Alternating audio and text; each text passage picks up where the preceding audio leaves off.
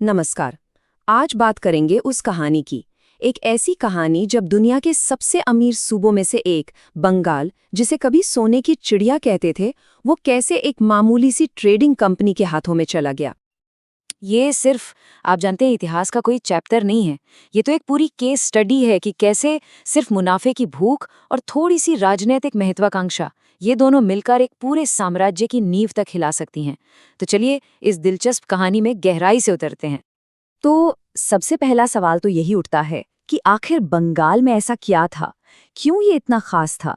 मतलब इतिहासकार इसे स्वर्ग या जन्नत तक कहते थे। आखिर क्यों? देखिए, बंगाल उस वक्त मुगल सल्तनत का खजाना था, लिटरली। यहाँ की जमीन इतनी ज्यादा उपजाऊ थी गंगा और ब्रह्मपुत्र की वजह से कि पैदावार की कोई कमी ही नहीं थी। और यहाँ का कपड़ा, मसाले, पूरी दुनिया में इनकी धूम थी। सच तो ये है कि औरंगजेब का जो इतना बड़ा साम्राज्य था ना, वो काफी हद तक बंगाल से आने वाले टैक्स पर ही टिका हुआ था।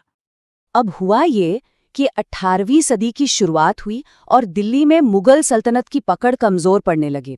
तो इस पॉलिटिकल वैक्यूम को देखते हुए बंगाल के जो ताकतवर गवर्नर थे, जिन्हें हम नवाब कहते हैं, उन्होंने मौके का फायदा उठाया और खुद को लगभग आजाद शासक ही घोषित कर दिया।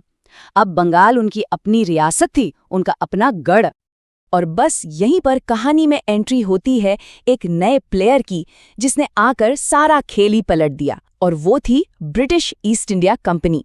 अब ये दो ताकतों का, दो बिल्कुल अलग इरादों का, और कह सकते हैं कि दो अलग अलग दुनियाओं का सीधा टकराव होने वाला था। अब देखिए, सारा मसला इनके इरादों का था। नवाब क्या सोच रहे थे? उनके लिए कंपनी सिर्फ कुछ विदेशी व्यापारी थे जो यहाँ आए हैं तो हमारे कानून मानकर काम करें, सिंपल। लेकिन कंपनी सिर्फ व्यापार से खुश नहीं थी, उन्हें चाहिए थी पॉलिटिकल पावर, ताकि वो अपने मुनाफे को प्रोटेक्ट कर सकें और उसे बढ़ा सकें। और बस यही थी टकराव की असली जड़। और इस पूरे झगड़े के सेंटर में था दस्तक। अब ये दस्तक क्या था? आप इसे एक तरह का वीआईपी पास समझिए।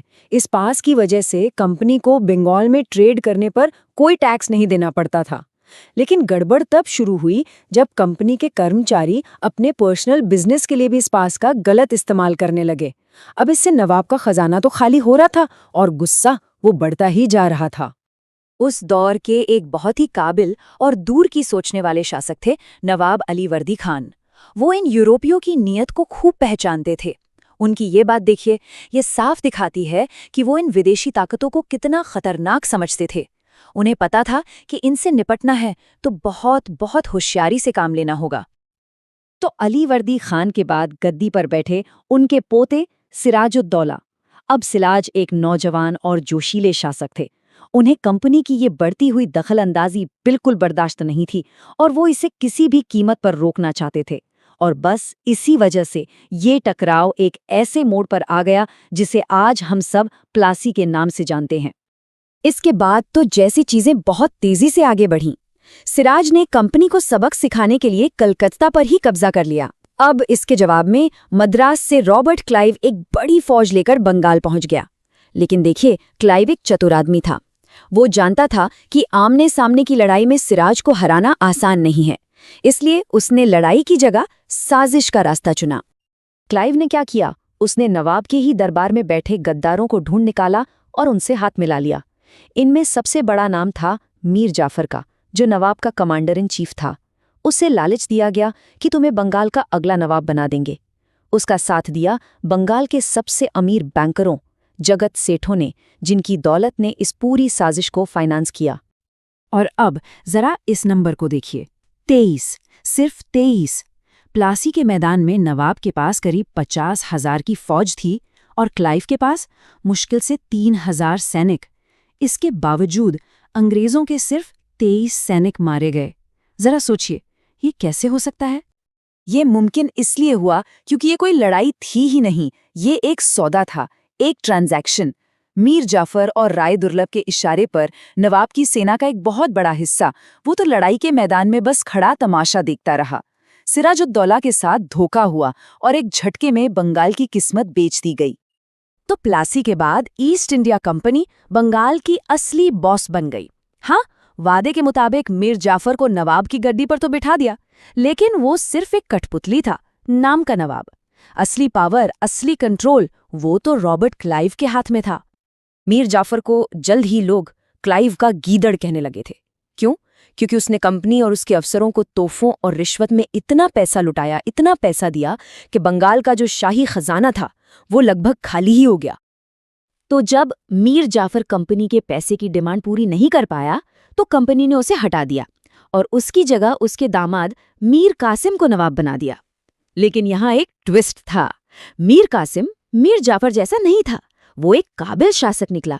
उसने अपनी राजधानी बदल दी, अपनी फौज को मॉडर्न बनाया और सबसे बड़ी बात, दस्तक के गलत इस्तेमाल पर रोक लगाने की हिम्मत की। और जाहिर सी बात है, ये सब अंग्रेजों को बिल्कुल भी रास नहीं आया। और नतीजा ये हुआ कि एक और जंग छिड़ गई, बक्सर का युद्ध। लेकिन एक मिनट, ये जंग प्लासी जैसी नहीं थी। यहाँ कोई धोखा या साजिश नहीं थी। ये एक असली लड़ाई थी, एक प्रॉपर वॉर, जिसने हिंदुस्तान के इतिहास का रुख हमेशा के लिए मोड़ दिया। इस बार मामला अलग था। अंग्रेजों के खिलाफ एक बड़ा गठबंधन खड़ा था।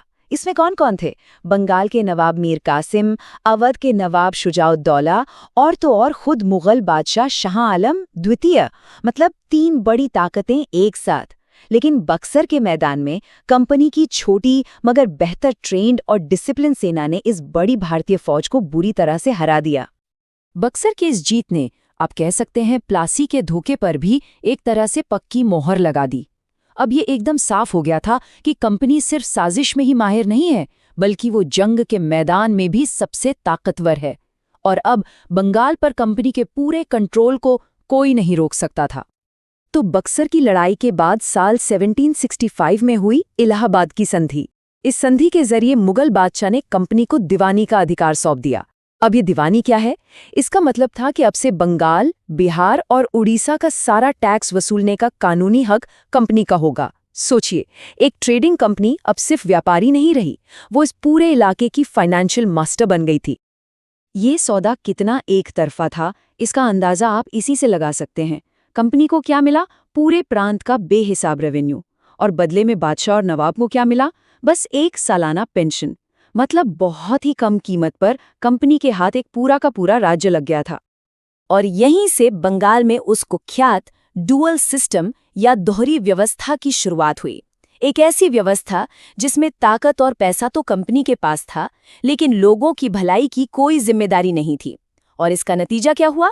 बेहिसाब लूटमार, जिसने बंगाल को एक भयानक अकाल की आग में झोंक दिया और चारों तरफ विद्रोह भड़क उठे।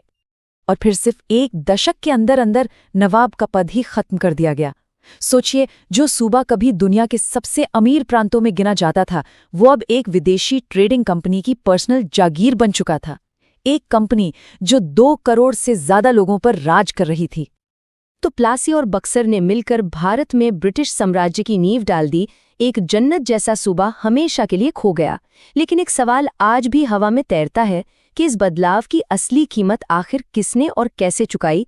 और ये सवाल सिर्फ इतिहास का नहीं है, ये आज भी उतना ही रेलेवेंट है। क्योंकि जब भी एक कॉरपोरेशन के हाथ में इतनी बेहिसाब ताकत आ जाती है, तो उसके नतीजे क्या हो सकते हैं, ये सबक हमें आज भी याद रखना बहुत जरूरी है।